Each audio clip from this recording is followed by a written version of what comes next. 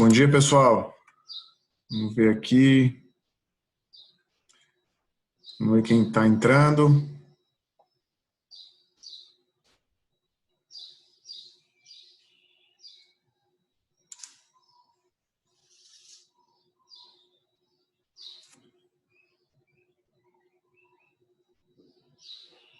Vamos lá, galera. Quem está aí? O Giovanni entrou.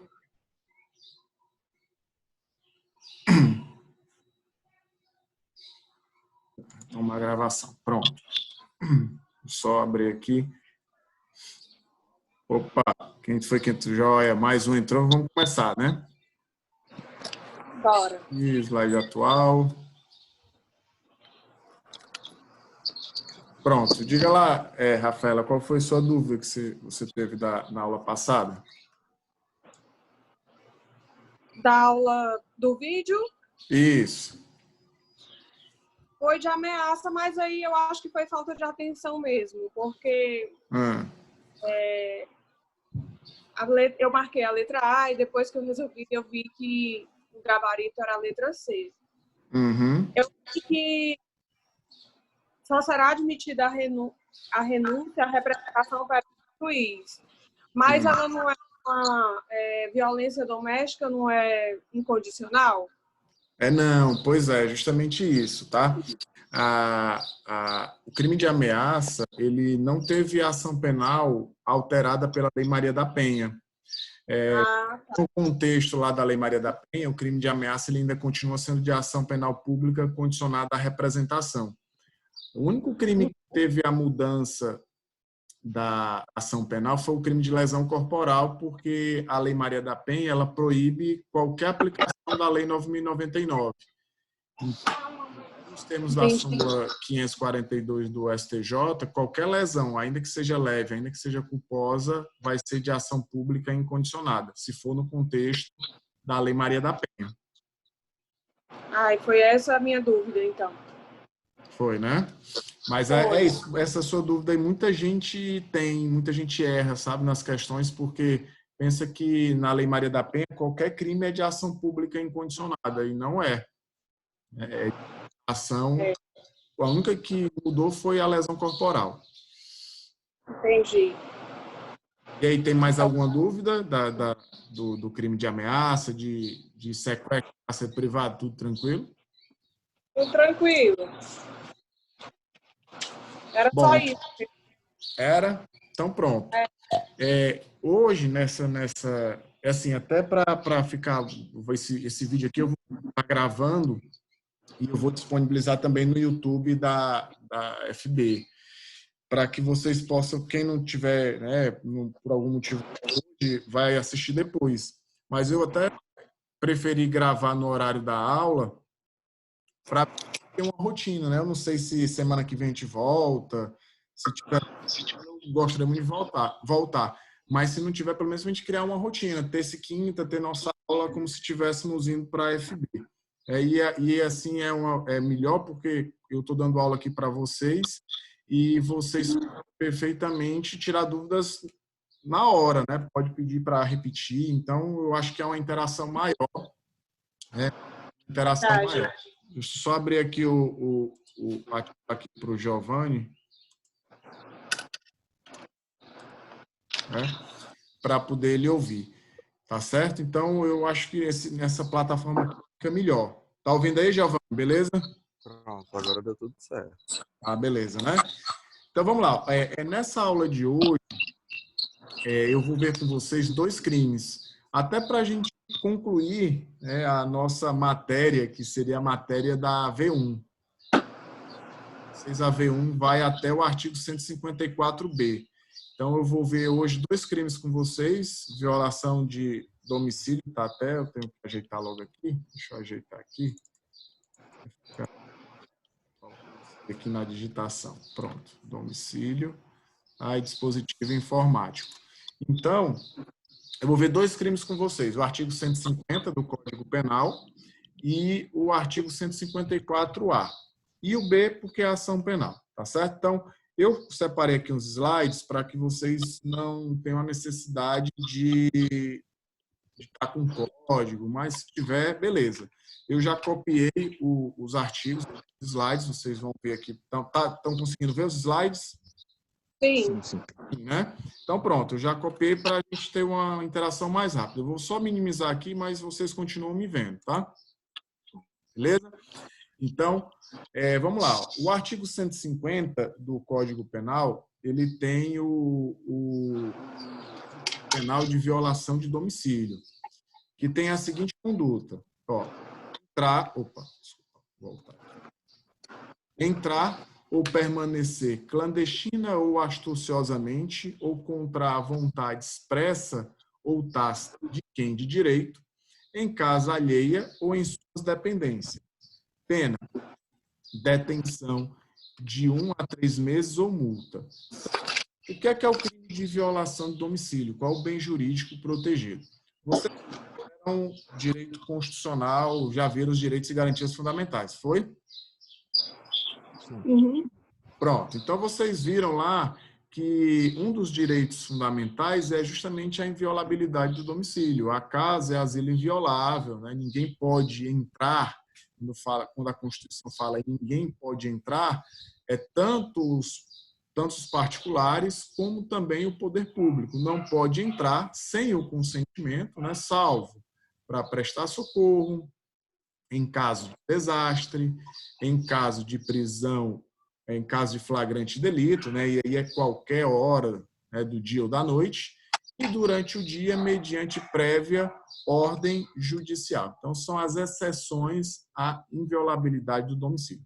Toda vez que alguém ingressa contra a vontade do morador na residência, nós temos o crime de violação de domicílio, desde que essa conduta seja dolosa. O crime de violação de domicílio é doloso. Então, você não permite a entrada de uma pessoa e ela entra no seu domicílio, crime de violação de domicílio. Também comete o crime quem teve a permissão para entrar, mas por algum motivo não tem mais a permissão para continuar, ou seja, para permanecer, como está aqui no artigo 150, e ela não sai. Então, percebam que eu posso ter o crime de violação de domicílio tanto com uma ação, ou seja, entrar, como eu posso ter o crime de violação de domicílio com uma omissão, ou seja, permanecer. A pessoa já está dentro, mas não sai. Foi convidada a se retirar e não sai. Então, o crime de violação de domicílio ele pode ser praticado tanto com uma ação como com uma omissão. E o crime de violação de domicílio, como eu falei, é um crime que pode ser praticado por qualquer pessoa. Tá? Qualquer pessoa pode praticar o crime de violação de domicílio. Certo? Vamos lá. O crime de violação de domicílio, ele é crime doloso, tá certo? A consumação do crime de violação de domicílio, ele vai ocorrer quando a pessoa consegue entrar ou quando já está dentro do domicílio, não sai, tá certo? Então, a violação de domicílio, ela pode ter sua consumação quando entra ou quando deixa de sair. E é interessante porque, na modalidade de deixar de sair, não se admite a tentativa, porque ou você sai e não comete o crime, ou você não sai e comete o crime. Mas na modalidade entrar, que é o primeiro verbo que nós temos aqui, entrar, mesmo sendo um crime de mera conduta, a doutrina vem admitindo a possibilidade de tentativa, ou seja, é um crime de tentar ingressar. O indivíduo tentou ingressar e não conseguiu. Mas uma coisa interessante, que às vezes eu me deparo muito nos processos que eu atuo. O crime de violação de domicílio ele é um tipo subsidiário. Por exemplo, se ele for meio para a prática de um crime mais grave, não vai existir o crime de violação de domicílio. Então, o indivíduo ele quer praticar um furto, que nós vamos estudar nas próximas aulas. Ele ingressa no domicílio de uma pessoa sem o consentimento, por óbvio, e subtrai alguma coisa. Ele vai responder por furto e violação de domicílio? A resposta é não. Por quê, Aldemar? Porque a violação de domicílio foi um meio para você executar o crime de furto, que é o crime mais grave. Então, toda vez que a violação de domicílio for meio para a execução de um crime mais grave, não vai existir. Só vai existir o crime mais grave. Deu para entender? Sim. Entendi. Tá. Então, vamos lá. Pois, ó. Aí nós temos, continuando aqui, ó, entrar ou permanecer clandestina ou astuciosamente ou contra a vontade expressa ou tácita de quem de direito. Quem é esse quem de direito? Esse quem de direito é o dono da residência, o morador da residência. E é interessante que, imagina só, eu sou locatário, eu moro numa casa alugada. Quando eu estou ocupando a casa, o proprietário do imóvel não pode ingressar sem o meu consentimento, que é muito interessante. O proprietário do imóvel pode cometer crime de violação de domicílio, mesmo ele tendo a propriedade, mas ele não tem a posse. Naquele momento, quem está usando o imóvel sou eu. Então, a entrada dele tem que ser com o meu consentimento ou nas hipóteses que a Constituição permite, né, que nós falamos. Tá certo? Aí fala, ó, em casa alheia, mesmo a propriedade sendo dele, naquele momento estava sendo ocupado por um terceiro. Então, ele pode cometer o crime de violação de domicílio. Ou em suas dependências. Então, abrange não só dentro do imóvel, mas já comete esse crime quem ingressa no quintal, quem ingressa numa área externa do imóvel. Tá certo?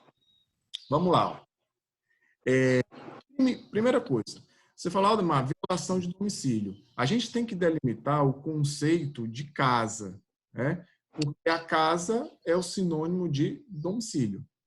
Então, o que se entende por casa? Eu vou passar aqui e depois eu volto, tá certo? Ó, expressão casa compreende. Aí, inciso primeiro tem qualquer compartimento habitado. 2. Aposento ocupado. Só minimizar aqui, ó. Aposento de habitação coletiva, não aberto ao público, onde alguém exerce profissão ou atividade. Então, é muito importante você saber o conceito de casa. Então, casa, pessoal, é qualquer lugar habitado. Então, casa é qualquer lugar habitado que não é aberto ao público. As nossas residências, que vai num conceito desde uma mansão até um casebre, até qualquer compartimento numa comunidade, tá certo? Então, não tem essa questão de ser uma casa de tijolo, qualquer que seja, uma casa de papelão é considerado casa. Abrange também o conceito de casa, como falou aqui, o compartimento onde você exerce uma atividade profissional desde que não seja aberta ao público. Então, vou dar um exemplo. Se você chegar num restaurante, aquela parte aberta ao público não entra no conceito de casa, porque qualquer pessoa pode ingressar. Mas tem partes do estabelecimento que não é qualquer pessoa que pode ingressar. Por exemplo, do balcão para dentro, só quem pode ingressar são pessoas autorizadas. Então, do balcão para dentro, eu entro no conceito de casa. Aqui fala, qualquer compartimento habitado. Então, imagina só, quarto de hotel, quarto de motel. Pode ser considerado casa? Sim, desde que então, se tem um hóspede, se tem um usuário dentro do quarto do motel, é considerado casa para os fins penais. Muita gente confunde o seguinte, Aldemar, e a cabine do caminhão, né, o carro do taxista, isso pode ser considerado casa para os fins do artigo 150? Muito importante isso. Pessoal, o STJ já tem vários julgados no sentido de que onde se entende que o compartimento não aberto ao público, onde exerce profissão ou atividade, não abrange o caminhão para fins profissionais, nem o taxista. Então, o carro do taxista, o caminhão para fins profissionais, não é casa. Tanto é verdade que, numa blitz, o policial pode fazer uma busca dentro do carro do taxista sem ter necessidade de uma ordem judicial, porque não entra no conceito de casa. Tá? Também no caminhão. Imagina uma estrada, a polícia rodoviária para o caminhão, vai dar uma busca dentro do caminhão. Essa busca não será uma busca domiciliar, será uma busca pessoal, então não precisa de mandado, certo? Então, grava aí que o conceito de casa é qualquer compartimento habitado que não é aberto ao público. Isso considera-se também como escritório de advocacia, o escritório de contabilidade, o consultório médico, naquela parte que não é aberta ao público. Beleza? Tranquilo? Então, a gente já sabe o que é a expressão casa. Na Constituição, nós falamos que é possível o ingresso no domicílio mesmo quando o agente não permite, o proprietário não permite, desde que seja nas hipóteses constitucionais. O Código Penal, aqui no artigo 150, parágrafo 3º, diz assim: não constitui crime a entrada ou a permanência em casa alheia ou em suas dependências durante o dia, com observância das formalidades legais para efetuar prisão ou outra diligência. Então, imagina só aqui, ó, durante o dia, é possível a entrada? É possível a entrada em caso de desastre, em caso de prestar socorro e em caso de prisão em flagrante, tá? Durante o dia. E cumprindo mandado judicial. Só que o legislador aqui frisou bastante o seguinte, ó, para efetuar prisão, vocês ainda não fizeram processo penal 1, é isso? Ou estão fazendo? 2. Já está fazendo 2? Ah, então pronto. Mas quem não fez, eu vou explicar rapidamente aqui. Nós temos no artigo 302 do Código de Processo Penal, no artigo 302, 4 modalidades, aliás, 3 modalidades de flagrante. Nós temos o flagrante próprio, que é quando o indivíduo está cometendo ou quando ele acaba de cometer. É justamente os incisos 1 e 2 do artigo 302 do CPP. Nós temos o flagrante impróprio, que é quando o indivíduo é perseguido logo em seguida ao cometimento da infração.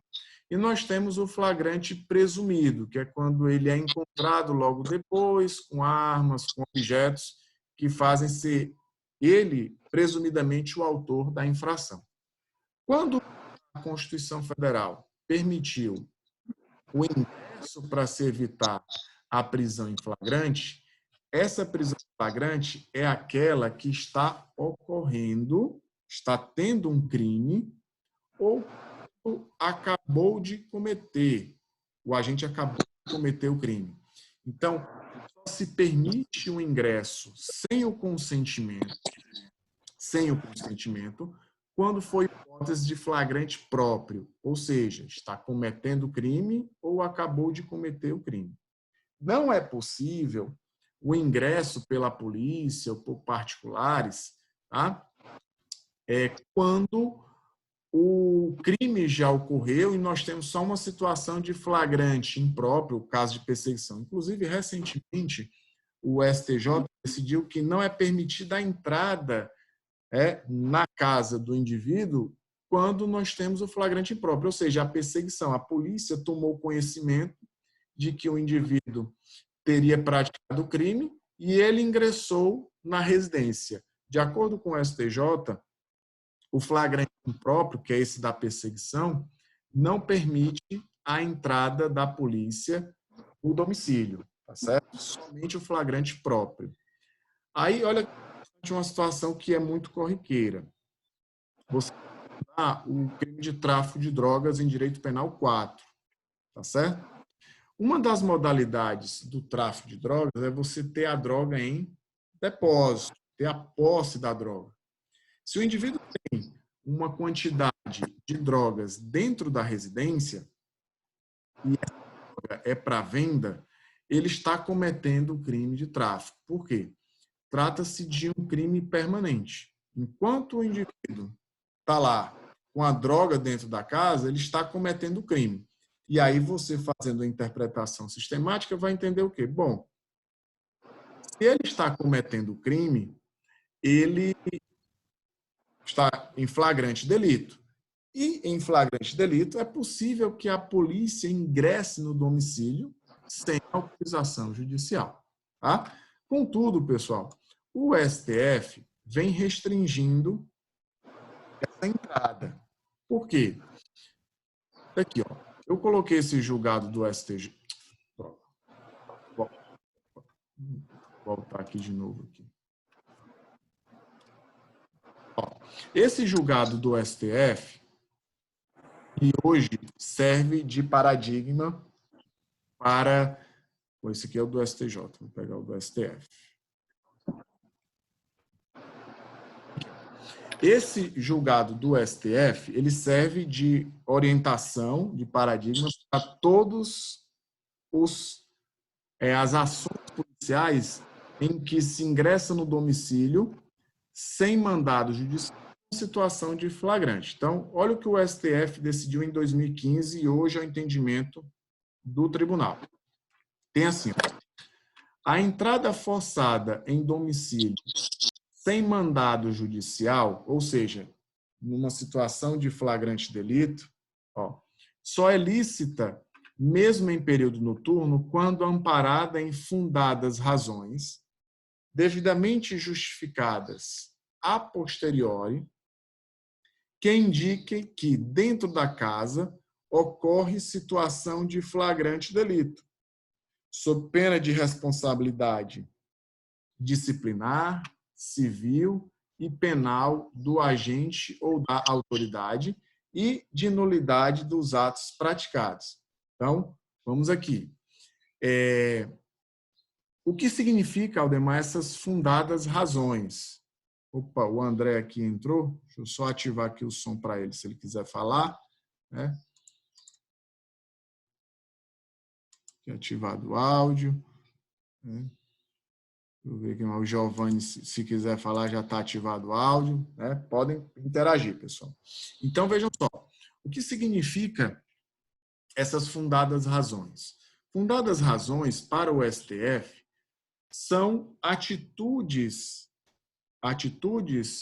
do morador que sinalizem, que demonstrem que ele está cometendo crime. Tá certo? Então, não é possível que a polícia ingresse aleatoriamente no domicílio,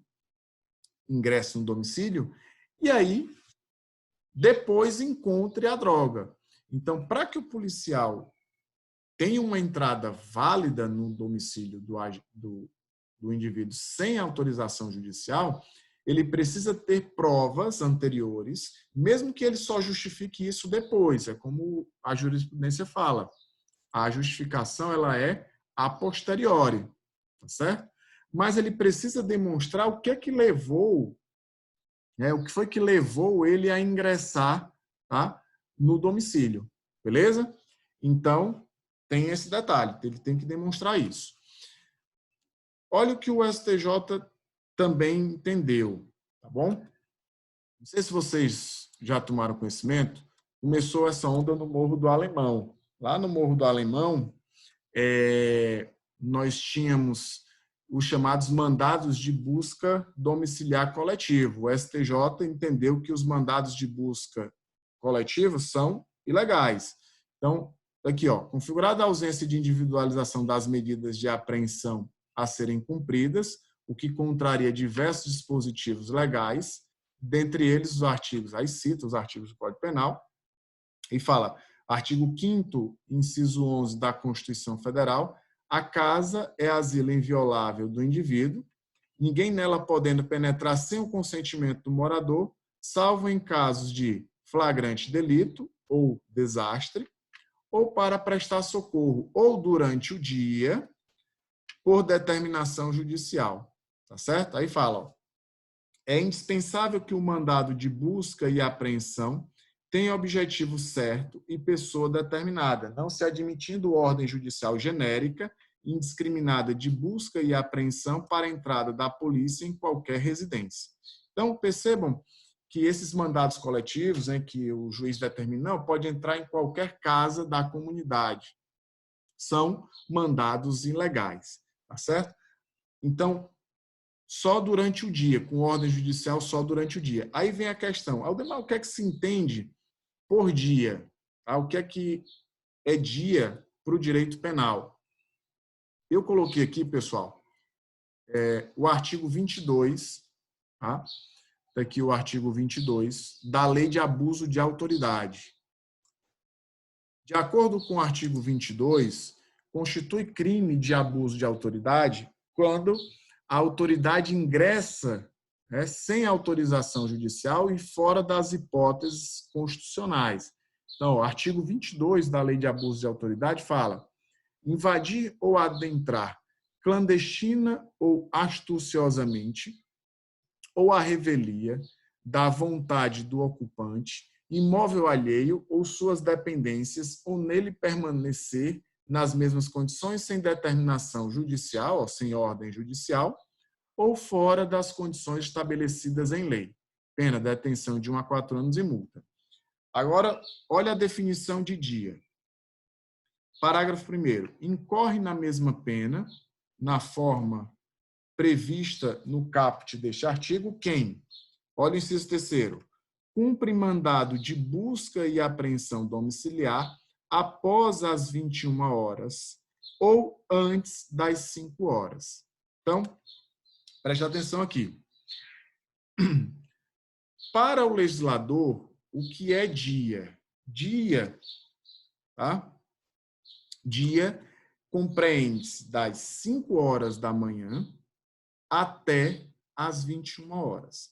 Porque depois das 21 horas e antes das 5, eu considero noite. E durante a noite, você não pode ingressar sem ser nas hipóteses de flagrante, desastre e socorro. Mesmo que eu tenha um mandado de busca, eu não posso ingressar durante a noite. Por quê? Se o agente público ingressa, ele vai cometer crime de abuso de autoridade, artigo 22, e agora o entendimento é de que ele não cometerá mais o crime de violação de domicílio. O crime de violação de domicílio não pode mais ser praticado pelo agente público, tá? Não pode mais ser praticado pelo agente público no exercício de suas funções. Por quê? Qual é o entendimento? Se vocês pegarem o código, eu nem coloquei aqui, no artigo 150, o parágrafo 2º, ele foi revogado justamente pela Lei de Abuso de Autoridade, dando a entender que, para o legislador, agora, o funcionário público, o agente público que ingressa fora das hipóteses permitidas, ele não comete mais o crime de violação do domicílio e vai cometer somente o crime de abuso de autoridade. Beleza?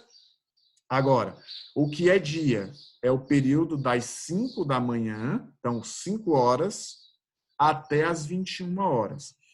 Aldemar, se o policial entrou nesse período durante o dia e permaneceu até depois, quando já era noite, configura o crime? Não, não configura o crime, porque o que interessa é o ingresso. Ele tem que ingressar durante o dia. Tá certo? Beleza? Alguma Professor, pode repetir só a fundamentação aí desse horário, de onde é que está fundamentado? Tá aqui, ó.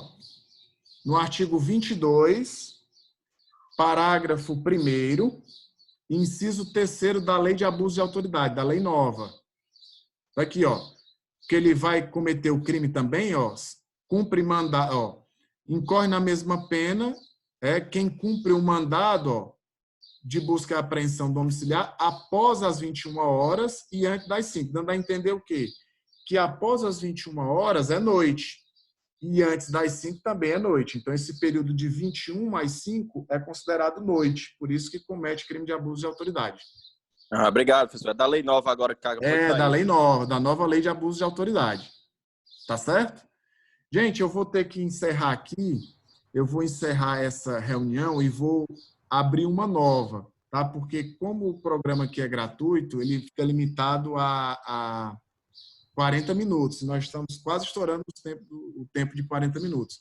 Aí eu vou fazer o seguinte, eu vou fechar essa, vou abrir uma nova e vou mandar o link de novo para vocês pelo WhatsApp, tá certo? Porque eu quero continuar para a gente terminar o artigo 154A e B, beleza? Certo, tá bom. Eu vou encerrar aqui, tá? Tá.